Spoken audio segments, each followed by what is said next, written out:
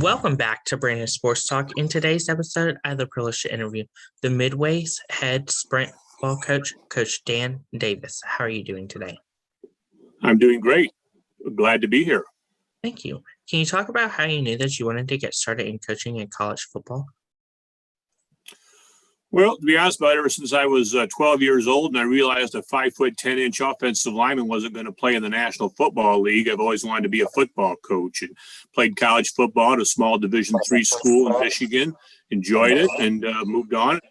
College coach for the last 30 years. I've been an offensive coordinator, a defensive coordinator, and a head coach at two traditional, quote unquote, traditional football programs. And now this is my second time coaching sprint football at Midway, and I'm very excited about it. What was your time like going from playing college football to getting into coaching in college football? Well, I was able to go right away. As a matter of fact, after my last year of playing football, I became a student assistant at Olivet College in Michigan, where I played at, and then I got a graduate assistant position. I paid for my graduate school and let me coach football at Adams State College in Alamosa, Colorado, and then finished my master's degree at Chadron State College in Chadron, Nebraska. But I've been lucky enough to go right into college coaching after graduation, and didn't make a whole lot of money my first few years. I think most young coaches don't, but if you can't tell by the size and I fill up this screen, I'm not missing too many meals now, I'll tell you that. What was it like going to Sunny to become the defensive coordinator? It was a fun time. I worked with a former NFL head coach named Lou Saban up there at SUNY Canton. It was a beautiful campus up there in the northern part of New York State. You had the Adirondack Mountains to the east of us and the Canadian province of Ontario and Ottawa to the west of us. It was just a great place. Very, very cold, obviously. It was called the North Country for a reason up there. But Coach Saban was the head coach for the Denver Broncos and the Buffalo Bills. He also coached the University of Miami for a while, and Army. Had a lot of experience, a great football coach. Loved my time with him. And I had the opportunity. He coached O.J. Simpson when O.J. Simpson played in the National Football League before he became famous for his other occupation, I guess it is. But if you ever watch old NFL films and you see a guy that says, "They're killing me, Whitey, they're killing me," that's Coach Saban. He was a great football coach. He helped build the Buffalo Bills program. His only problem in the 70s is he ran into the powerhouse Miami Dolphins program, but it was a great experience, and I wouldn't trade it for anything. What was that experience like of coaching alongside Nick Saban, the legendary coach? Well, it wasn't Nick. It was a distant cousin, his Lou Saban, and it was fun. I mean, he was a pretty energetic fellow. I mean, he was in his 70s, but he was still an excitable guy, and he's a guy that it was great for the back and forth. He'd yell at me, I'd yell at him a little bit, and we kind of were we're both very excitable, intense guys. So, but I learned a lot of football under him, and I loved my time. And Coach Saban passed away about 10 years ago. God rest his soul, but he was a great man to work for, and I enjoyed that experience quite a bit. What was it like going to Mount Allison to become the defensive coordinator? Well, that was a fun job, too. I mean, I took over the position and I was hired in early August of 2006 at a Canadian college. I'd never coached Canadian-style football before. That's 12 men on the field up there. It's a wider field. Everybody's in motion. But it was a great time. Mount Allison was a program that is a very high academic institution, very strong academically. It was the number one ranked undergraduate institution in Canada. When I got there, though, they hadn't won a game in 5 years. 2006 was my first year there, my only year there, actually. I came there for being a seasonal defensive coordinator. And, we started out our first 4 games. We lost those, so we still hadn't won a game since 2001. But the 5th game of the year, which was about early October, we beat St. Francis Xavier University, which was, a pretty good program. But we beat them without even scoring an offensive touchdown. My defense returned an interception, and my punt team returned a punt for a touchdown on them. And we held 2 goal line stands on them in the last 2 minutes of the ball game, and that beat them 24-18. And that was considered one of the top 5 sports stories in Canada that year, us breaking that losing streak. We ended up winning another game, snuck into the playoffs.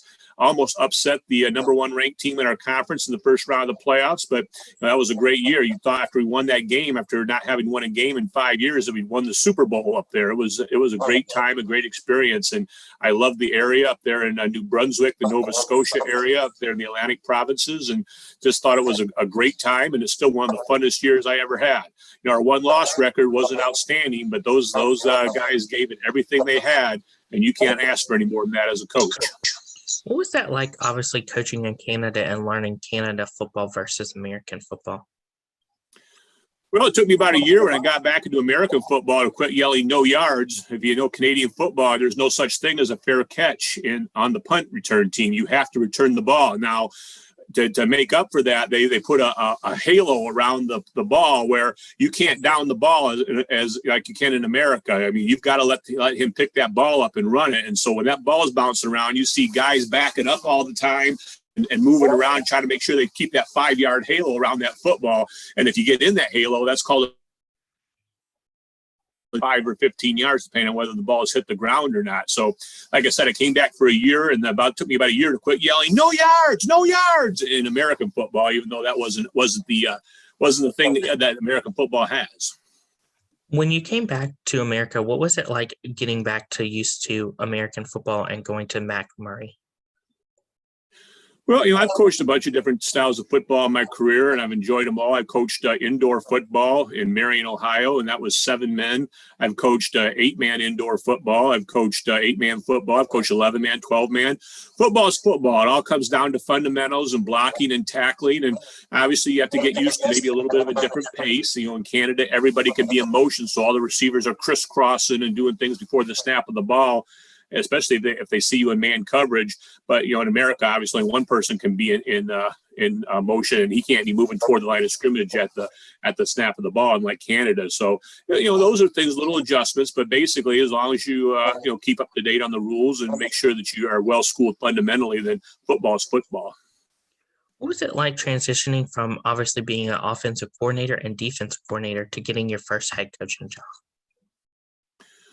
Well, I always tell people, and there's nothing I don't tell my recruits either, I'm a lot better defensive coordinator than I am an offensive coordinator.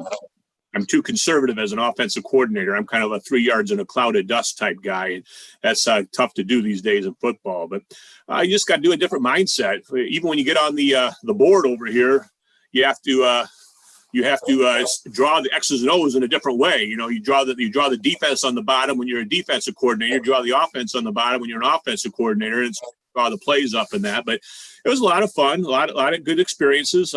Learned a lot. Just been lucky enough to be both sides of the ball, and becoming a head coach. You have to supervise it all. I'm kind of a hands-off head coach in terms of the other side of the ball.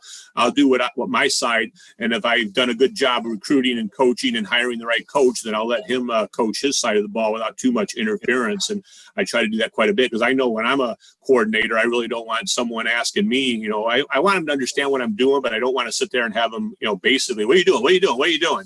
And so I try not to do that to my coaches as well. What was the feeling like when you became the head coach for the first time in your coaching career?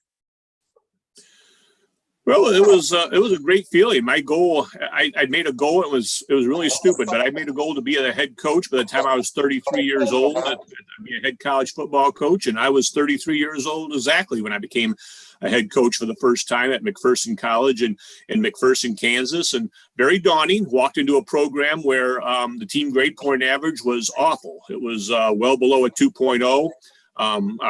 We only had about 12 kids in the program. I got hired March 22nd to try to coach. I had to build a program in about 3 months before our season started and we managed to get the numbers up into the mid 40s or so for that first season. But, it was a fight. And there's times, just like when I've built a couple other programs where you look at it and wonder if you're going to have the numbers, but everything so far seems to have worked out for us. We've always recruited good kids, and we took that program at McPherson. My first year, we were 1-8. My second year, we won 3-7 with 16 freshmen. And the next 2 years, McPherson had the first back-to-back winning seasons that they'd had at that school in 25 years, with all those kids that I'd recruited in that. So, we just build it patiently. And I always tell people when I interview for jobs, that if you expect an overnight success, then, it's probably not going to be me, because when I build something, I try to build it patiently and build it in a way that it's going to last. What was that like, obviously building that program and taking them to back-to-back championships? Well, it was just winning seasons, but it was a lot of fun. I mean, it's fun. They were great guys, great kids. They worked hard. We managed to really significantly raise our GPA. We almost doubled it from what it was before I got there to my last year there, and so we did a lot of great things. But there's a lot of things to get done, and a lot of logistical things that happen when you're a head coach for the first time. A lot of things you don't really expect a lot, but I've been a pretty good in terms of knowing what needs to be done in my career, and we did a great job. And I did the same thing at Mansfield University when I coached that sprint program. It was one player in the program when I got hired March 17th, and we had to build it up. So I've had experience doing that a couple of times. And here at Midway, it's just the same thing. I've got a little bit more time here to build it, but it's still building from scratch all the way into something that's successful. Of course, during your time at Mansfield, what were some of your accomplishments of building the program? Well, again, I mean, we had a lot of great things. I thought, we were Mansfield was a Division II football program until they dropped it after the 2006 season. They brought it back in 2008 as a sprint program. And first thing I had to do was get rid of all the double, triple, and 4X size shoulder pads and jerseys and stuff, because sprint football players don't quite fit in those. They're a little baggy on them. We able to do a lot of great things there. Our team grade point average my last year there was the highest among all men's athletic teams. And to be honest about it, for a football program, that's pretty good. Usually football programs don't have the highest team grade point average among their athletic programs, but we did it that way. When I left, we had we made the program solid and competitive. We hadn't maybe won as many games as I was hoping that we had, but we did make it a program. We almost beat the United States Naval Academy my last year there. We came within an interception late in the ball game of pulling off an upset. That team had only lost 4 games in 10 years, so it was a fun time. Our kids played hard, and that's all you can ask as a coach. What was that like, obviously getting to play those competitive teams like Naval? Well, Army and Navy have both their traditional fat boy football teams. Football teams call them fat boy teams. Don't have to, just because they're bigger, I guess. But the sprint teams for Army and Navy are kind of like Alabama and Georgia for traditional football. Army and Navy are always dominant, awesome teams. They have great football players. Navy had a tailback that ran for 3,000 yards his senior year in high school in Virginia. He started out on their Division I team, but he didn't like all the time requirements that were required for Division I football, so he dropped down to the sprint game, which is a little more like Division II, Division III type football. Still a lot of time, but not as much as Division I. And so they always would have 4 or 5 players on their team every year that came down from their Division I team. So they had great athletes, great football players. They sure looked a lot bigger than 175 pounds, though, I'll tell you that. And but they were great football players. It was a challenge, I'll tell you that. Of course, building up a sprint program, what are some of the things that you have to build? Well, the big thing that we have to do, and I had the same thing as at Mansfield, is educate people. Sprint football is the exact same football that you'll see any place else in the United States of America, with one exception, only one. Everybody on the team, offensive linemen, defensive linemen, running backs, whatever, have to weigh in every week at 178.0 pounds or less. It's full pads, 11 on 11, NCAA rules. The guys go after each other just as hard in sprint football as any other football, but it is an education. It hasn't been played out in this area of the country where we're at. University of Michigan had a team in the 1940s, but basically the Ivy League schools and the service academies kind of kept sprint football going. I mean, it's been around since 1934. And then now there's a few other private colleges in the East that have it, but Midway and 5 other colleges out here in Kentucky, Indiana, Illinois, and St. Louis area are starting sprint football out here. And it's a big education thing, teaching guys that this is football. Sprint football isn't Division II, Division III, NAI / and then sprint football. If someone thinks that, they're probably not going to be successful in sprint football. We have the same type of ball players everybody else has. We've got all district, all conference, all region guys. They're just a little bit lighter. That's the only difference in the ball game. It's a very quick game, but it is a problem in terms of education. In terms of building this program, they've never had football here at Midway, so we've had to, we're working on getting our stadium and our field and our 8-lane track that we have approved back November. That hopefully that'll be done, before the fall. It's still kind of in flux a little bit. but we have a backup, not a backup game, but we have a location at a local high school, but they've never had, any football at all. In Mansfield, at least they had some helmets and shoulder pads and stuff. Here, I've had to order. Matter of fact, my shoulder pads just came in last week. Our jerseys, uniforms, helmets, all the logistical things, making sure that they know we got officials ordered, buses reserved for traveling for road games, all those things that you don't think about. There's just so many little logistical things you have to do. And if you talk to any general, and football is not war, I understand that, but in terms of things, if you don't have your supply lines put together, if you don't have your logistics put together, then the rest of it doesn't really matter. It doesn't really matter how many X's and O's I know if I don't have all the little things put together behind the scenes. And that's what we have to try to do here, is make sure that we all that stuff put together, all our ducks are in a row so that we're ready to go. It looks like it went off smooth as silk when it first starts, but right now we're like any duck. It looks smooth up top, but we're paddling like crazy underneath, trying to make sure that we get things going right. What has it been like, obviously, to come to Midway to start the program and build it from scratch? Well, it's been a lot of fun meeting people, getting out there a little bit, talking on, I've talked to a few radio broadcasts and podcasts now. It's kind of fun getting the education out there a little bit. Midway is a beautiful place. It's and right here in the heart of horse country in Kentucky. If you're looking for the place where all the big thoroughbred race horses are born and raised at, Midway and on the other side of Lexington, Paris, Kentucky are the two biggest areas. Versailles and Midway area and Paris and that. And there's $1 million horse farms here and people with a lot more money than I'll ever see in my lifetime that are living around here owning those farms and those big race horses. I'll tell you that. But it's a great location. It's only 15 minutes outside of Lexington, Kentucky, where the University of Kentucky's at. It's all hills and woods and trees and just a beautiful spot. And we're building this program piece by piece. And again, it's an education thing. We're trying to make sure that let people know about, what sprint football is all about and what Midway is all about. And Midway, wonderful little private college here in central Kentucky. It's got a lot of great qualities, beautiful campus, and I'm darn glad to be here. What are some of your plans and future plans for the Midway Sprint program? Well, my big thing whenever I coach a football program, we want to win, obviously, as many games as we can, just like any other football program. But if my student athletes, I hope that when they leave our program, they say, you know what, I had the best time at Midway University, and I wouldn't trade my experience at Midway again for anything. And if they do that, I think we've had a great success. I want us to be known as a program of high class, high character student athletes. Sprint football is that naturally because most of the players that do play sprint football are high character athletes that also are very good students. So, but we want to make sure that we build the best program that we can so that, we're a well-respected football program in the region and state. Can you talk about, of course, the culture that you've built for Midway Sprint football?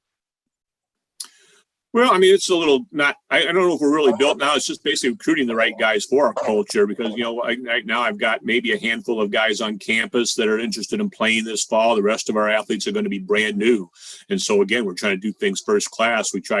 Our uniforms, I think, they're a little old fashioned, but they're also kind of classy looking, kind of a half an old fashioned and modern look. So kind of just that kind of, nice look when you come out and we look good on the field. We want to make sure that we do the right things in the classroom and on off the field. We always want to make sure we go to restaurants and stuff that we are well behaved. We want to make sure that our guys know that Midway University is going to be a place that people want to go to and want to be a part of. And that's our goal. And hopefully we're doing a good job doing that. Of course, what does the recruitment process look like for those prospective student athletes looking to play sprint football versus tackle football? Well, we work like most small college football programs. We begin by reaching out to coaches, trying to find prospects be interested in sprint football. I've talked or sent either emailed or talked to on the phone or reached out in person to coaches in Kentucky, Tennessee, Alabama, North Carolina, South Carolina, Georgia, Florida, going up to Ohio, Indiana, Michigan.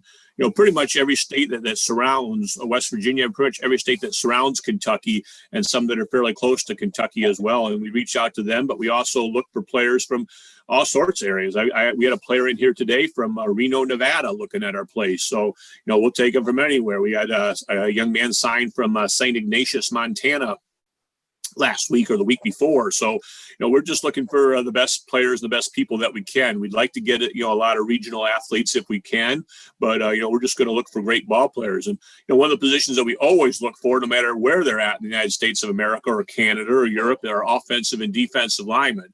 If you can imagine, when you're a sprint football program and the weight limit's 175, 180 pounds per man, it's kind of hard to find a lot of offensive and defensive linemen these days that are still that size. They're out there, and you can find them if you work hard at it. But you have to. But I look at those guys no matter where they come from. If they're interested in Midway and want to be a part of this, then I'll recruit them just like any other program would.